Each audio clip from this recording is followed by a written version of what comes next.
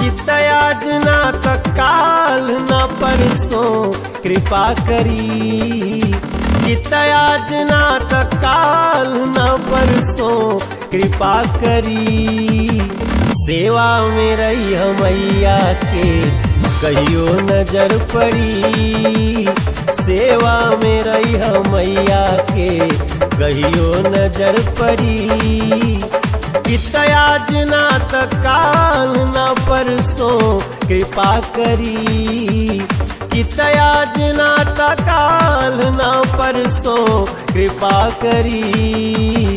सेवा में रही मैया के कहियो नजर पड़ी, सेवा में रही मैया के कहियो नजर पड़ी।